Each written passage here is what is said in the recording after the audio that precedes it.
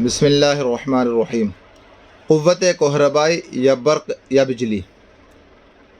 مکتبوں میں بعض لڑکے یہ کھیل کھیلا کرتے ہیں کہ کبوتر یا کسی اور جانور کا تازہ پر لے کر اس کو تختی یا سلیٹ پر رکھتے ہیں، ایک ہاتھ سے اس کی ڈنڈی دبا کر دوسرے ہاتھ کی انگلیاں جلدی جلدی اس کے اوپر چند بار رگڑتے ہیں۔ ایسا کرنے سے پر کا رواں کھل جاتا ہے۔ اس وقت ایک باریک سوت کا ٹکڑا تھوڑی دور سے اس پر کو دکھائیں تو وہ دوڑ کر اس کو چمٹ جاتا ہے۔ اگر اس حالت میں پر کو دیوار سے لگا دیں تو اس کا ہر ایک ریشہ دیوار کو پکڑ لیتا ہے۔ تم شیشے کو اون کے کپڑے یا خشک ہاتھ پر رگڑ کر سوت یا کاغذ کا ہلکا سا ٹکڑا اس کے قریب لاؤ تو وہی تماشا نظر آئے گا جو پر کے رگڑنے سے نظر آیا تھا۔ یہی قوت مقناطیس میں ہوتی ہے جو لوہے کو اپنی طرف کھینچ لیتا ہے۔ تم یہ تماشا دیکھ کر غالباً تعجب کرو گے کہ کیسا طلسم اور کیسا شعبدہ ہے۔ حقیقت میں نہ تو یہ طلسم ہے اور نہ شعبدہ ہے، بلکہ ایک قدرتی خاصہ ہے جس سے تم ناواقف ہو۔ اسی کو قوت کہربائی یا برق یا بجلی کہتے ہیں۔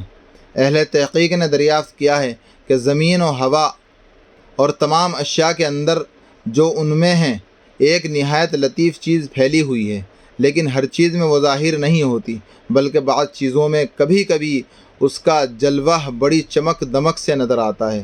برق کے خاص میں سے ایک یہ بھی ہے کہ اگر وہ ایک شے میں زیادہ اور دوسری میں کم ہو اور وہ دونوں چیزیں متصل ہو جائیں تو فوراً ایک میں سے نکل کر وہ دوسری میں داخل ہو جاتی ہے تاکہ دونوں جسموں میں اس کی مقدار مساوی ہو جائے۔ جب اس کی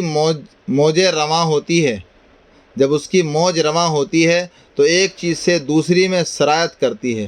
اس وقت ایک تیز روشنی اور مہیب آواز پیدا ہوتی ہے۔ دو ایسے بادل جن میں برق کم و بیش ہو جب قریب ہوتے ہیں تو تم چمک اور کڑک معلوم کرتے ہو۔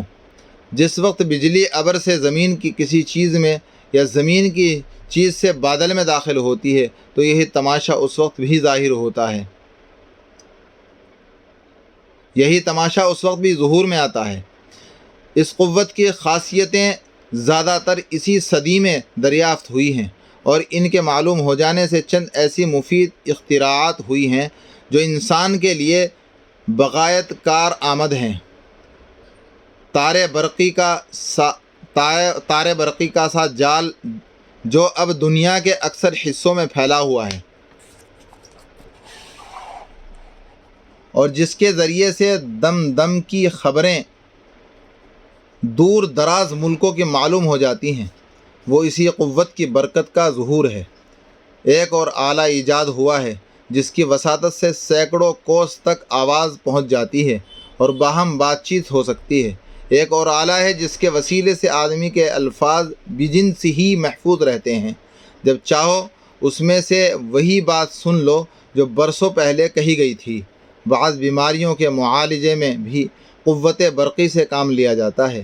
غرض قدرتی خزانے انہی معمولی چیزوں میں دبے پڑے ہیں۔ جس قدر انسان ان سے وقوف اور شعور حاصل کرتا ہے اسی قدر فیض و فائدہ اٹھاتا ہے۔